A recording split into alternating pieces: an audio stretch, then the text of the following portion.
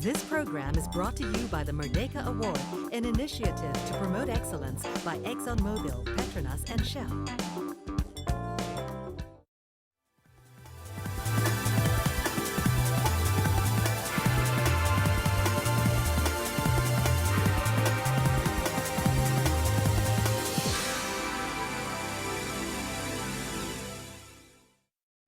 Hello everyone, you are watching the 7th Merdeka Award Roundtable. My name is Cynthia and I'm your host for today. The Merdeka Award was founded by Petronas, ExxonMobil and Shell to recognize and reward outstanding individuals who have contributed to the betterment of the nation. And in this roundtable, we bring together leading figures in various fields to discuss issues that are critical to the future of Malaysia. And in this 7th edition, our topic is building bridges. How can the arts and social sciences support our national goals? And I have 4 very distinguished panelists joining me today. And without further ado, I'd like to introduce them. Firstly, on my right, we have Tan Sri Arshad Ayub. He is the 2013 Merdeka Award joint recipient in the category for Education and Community Achievement for his outstanding contribution in shaping Malaysia's education system.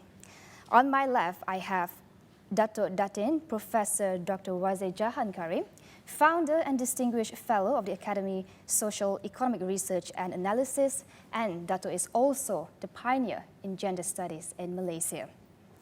And then we also have distinguished Professor, Prof. Ulung, Dr. Shamsul Amri Baharuddin, founder and director of the Institute of Ethnic Studies, University Kebangsaan Malaysia, UKM. He is also the university's and the country's leading anthropologist. Last but not least, I have Dato Ramli Ibrahim. No stranger to the art scene, Dato is an accomplished ballet, modern and Indian classical dancer. He is indeed a cultural icon and has performed internationally for the past 3 decades. He is also founder of the Sutra Dance Theatre. It's a pleasure to have all of you here in this Merdeka Award Roundtable, and welcome. Well, I would like to begin the show with an understanding of the role of social sciences in the present context. I'll start with you, Ms. Tan Sri, because you were instrumental in setting up the first social science and humanities courses in UiTM back in the 60s. Malaysia has underwent tremendous development over the late 20th century, and we have indeed become one of the most advanced developing nations. To what extent has social science played its role in this regard? Well, I think the first thing to bear in mind when we talk about social science is a kind of a discipline where we live with the society, individuals, and there is interdisciplinary association with others, whether it's an organization, a university, a family, or just two, because it all starts with life. People cannot work alone to achieve something. So that's the basic of it. So my own experience is this. You cannot run away from the fact that whatever you do in the future, you always have your background, a background of poverty, background of ill health, background of family bereavement, and so on. These are all part of the growing up and part of life that makes a society. Whether it turns out to be good or bad, it depends on how you handle it. So when I was made the ITM director, in 1965 to 75, and those were the days when we were just after we achieved our independence. There is unequal distribution of income. There is an unequal opportunities for people to get higher education, and there's only one university at that time, University of Malaya. So then the question is this: the government has decided in 1970, perhaps, by that time, let's try to engineer our society. Let's see whether we could not identify people with their occupation and the races. And that's the most important thing, because we are living in a society which consists of multi-religion, multi-races, multi-society, and multi-states as well. There is Sabah and Sarawak, and there is Peninsula Malaysia. We enter into the question what got today Malaysia in a very different form. So this is the type of trying, I think the government is trying to, trying to cohese trying to get all the society together. And this is the basic of it. And then with the introduction of education, the School Tun Razak report and so on. But one of the most important thing my role was, when we look at a lot of people do not have the opportunity to go for higher education because of the University of Malaya alone. So it was, I think, more or less my responsibility to give better chances, to give, sometimes I call it second chance, for these people to go get higher education, so that later, so that future generation, when they get their job, is not identified with their races. And I think this is the most important thing. And we introduced a number of courses. If you talk about social sciences, it covers a lot of subjects. It covers economics, it covers economic development, it covers education, basically. And this is the most important thing. When we talk about social sciences, the equality, it must be done through the education. All right, I'd like to go to Prof. Shamsul. With your experience of studying the past and present of Malaysia for so many years, do you think social sciences has been given its due importance in our national policies? There are two ways of looking at this. Number one, looking at social science as a subject, teaching subject, that we learn officially and formally. I think from schools until university, some form of what we can label as social science have been taught.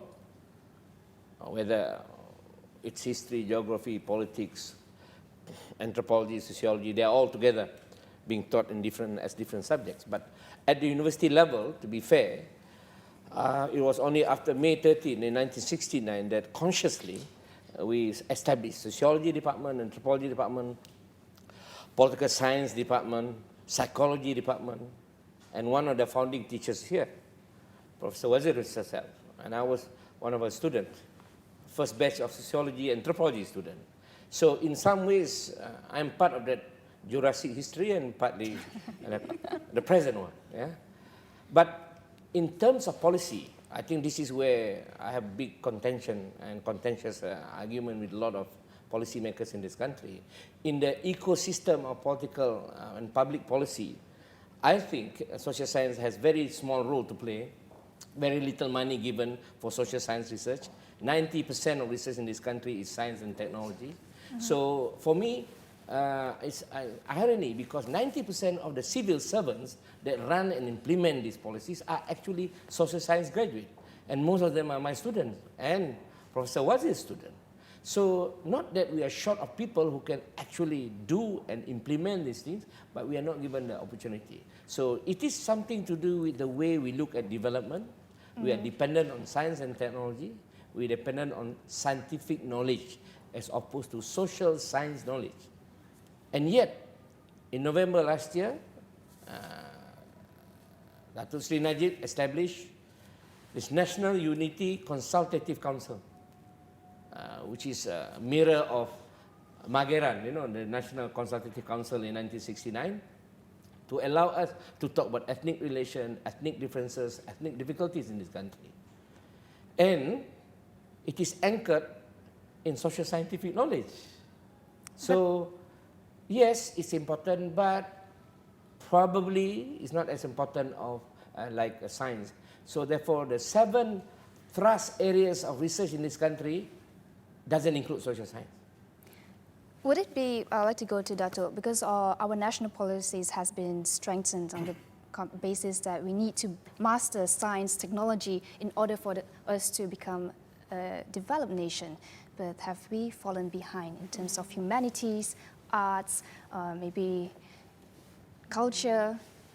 Well, I would tend to agree with Prof. Shamsul that we have, in a way, fallen behind. There is still a lot of prejudice against social scientists. There's a tendency to think of a social scientist as a failed scientist, whereas we would like to see it the other way around. You know, most of the global issues today, issues of ethnic conflict, genocide, gender discrimination, subjugation of women in the global labor force, these are all social science issues. And to actually move Malaysia towards a high income level economy, that's a totally social science, economic sciences issue.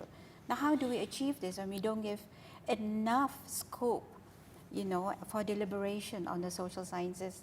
Now you see a situation whereby although women have made tremendous achievement in tertiary education and employment, there's still a massive amount of women falling behind on the level of maybe factory workers. They're in dead-end jobs, and they're unable to reinvent themselves once they leave the factories. They would be the next generation of urban poverty families. And then you have single mothers in Malaysia. And the latest statistics is very disturbing. There are close to 1 million single mothers in Malaysia. And we know that the economic livelihoods of single mothers are 20 to 50% less than the income levels of nuclear families with dual parentage. So we are also having another floating urban strata of urban poverty in Malaysia. And I think these will pull down our national averages in terms of income parities, moving towards a level of a high income economy. So the issues of social science are complex in Malaysia. And I think we have to address this really seriously to achieve our national goals and targets. Yeah. All right, we will go for a quick commercial break, but when we come back, we'll talk about what does it take to raise the level and appreciation for arts and social sciences in this country. Stay with us.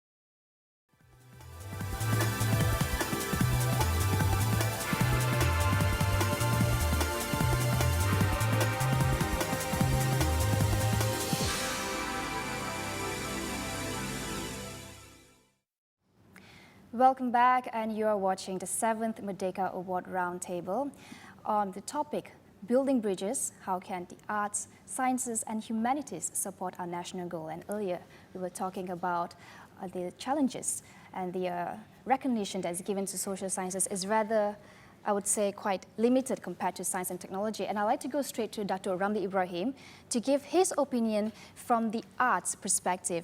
And Dato, please. Yes, by the way, I am a product of Mara scholarship. That was the time, so it's not just Professor Shamsul that was Jurassic, so was I. I was the first matriculation scholar from Mara. And on the other hand, I was truly artistic by temperament, but pushed to the science field. And at the time when Malaysia was very keen to push on the science stream, so to speak. But towards the other part of my life, when I questioned my own self that I have to give fully to what I am in a way meant to do. And this is where I'm not part of the institution. I am the individual who tries to be the best of what he can offer through giving the best of himself to himself. So I followed my bliss, so to speak. But how was that transition from an engineering student and to it go was into extremely arts? difficult, which means that I was doing my ballet bar exercises before my breakfast, before attending my lectures, and going to my classes, doing performances, and apart from the fact that I did my thesis on stress corrosion and security precautions in nuclear reactors and things like that. But I was basically also doing musicals like Hello Dolly, or doing it with the ballet company of Western Australia.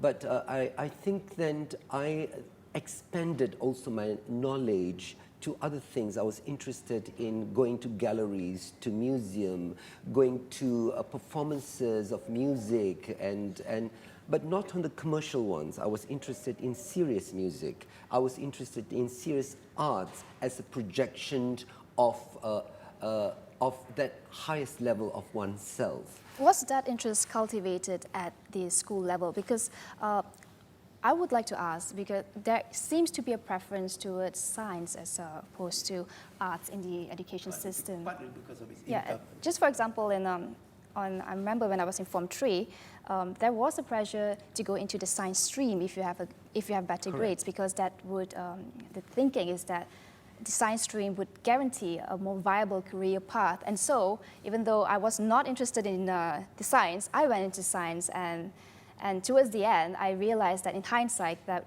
I probably shouldn't have. And this is the kind of pressure that young people face nowadays. Do you agree, or do you think there are changes happening in the education system right now? Well, there are changes. I have a lot of lawyers who really found out that they're really actors at heart. And so things like that happened. And before it's too late, they might again find out. Because I think one is the best, one knows what one can give the most naturally. And I think so, the inherent talent, and this is where the Malays call what is your angin, and what is, the angin is to do with your semangat also, and things like that. So once you give, you can give the best. You know that you are the best when you are with yourself, in resonant with your temperament, your inclination.